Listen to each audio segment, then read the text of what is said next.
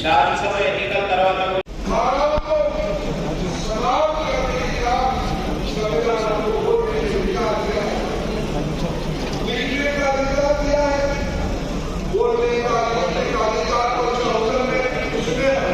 రాజకీయ తీర్మానం ముఖ్యాంశాలు కూడా నేను ఈరోజు మీ ద్వారా తెలియజేస్తా ఉన్నాను.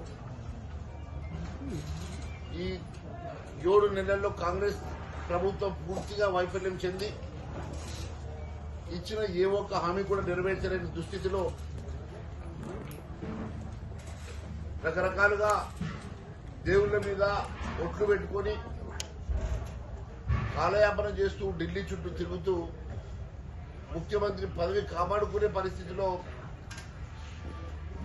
వారు ఢిల్లీ చుట్టూ చక్కర్లు కొట్టడానికి సమయం సరిపోతుంది తప్ప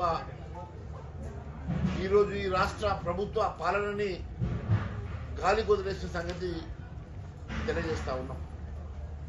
ఇచ్చిన 420 హామీల్లో ఏ ఒక్క హామీ నెరవేర్చలేని ఈ ముఖ్యమంత్రి గారు కేవలం ప్రగల్భాలు మాత్రం పలుకుతూ ఉన్నారు. రోజుకు అబద్ధం, పూటకు మాటలు, ఇచ్చిన హామీ నెరవేర్చకుండా రోజుకో కట్టుకథ చెప్పేటువంటి ముఖ్యమంత్రి గారు మరి రుణమాఫీ వాయిదా ఎందుకు వేశారు, రుణమాఫీ గురించి ఈరోజు మా తీర్మానంలో మేము చాలా స్పష్టంగా అడగడం జరిగింది.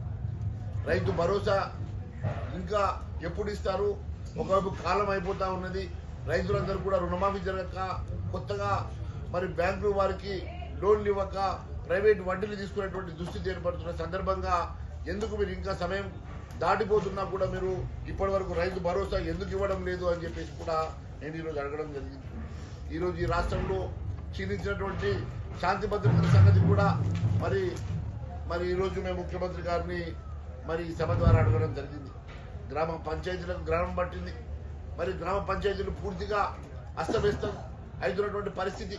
గతంలో చేసినటువంటి పనులకు బిల్లులు ఇవ్వకుండా గతంలో సర్పంచులు మరి ఇచ్చినటువంటి వర్క్ ఆర్డర్లకి వారు పాపం అప్పులు తీసుకొచ్చేసి చేసినటువంటి పనులు దాదాపు 1200 కోట్ల రూపాయలు బిల్లులు చెల్లించక వారిని ఇబ్బందులు పెడుతున్నటువంటి సంగతి.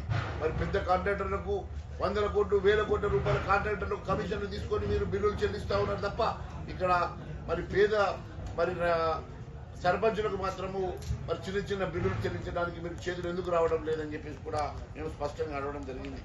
అదే మాదిరి పదవి కాలం పూర్తయినప్పటికీ కూడా ఇప్పటి వరకు ఎందుకు మరి ఎన్నికల గురించి ఆలోచించడం లేదు, ఎందుకు మరి ఎన్నికల షెడ్యూల్ గురించి ప్రకటన చేయడం లేదు, ఎందుకు దాని గురించి మీరు కసరత్తు చేయడం లేదు అని చెప్పేసి కూడా మేము చాలా స్పష్టంగా అడగడం జరిగింది.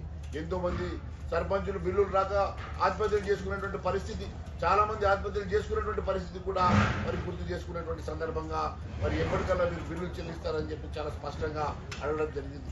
ధరణి ప్రక్షాళన ఎప్పుడు అని చెప్పేసి కూడా మరి ఈ రాష్ట్ర ప్రభుత్వాన్ని మేము నిలదీయడం జరిగింది. ధరణి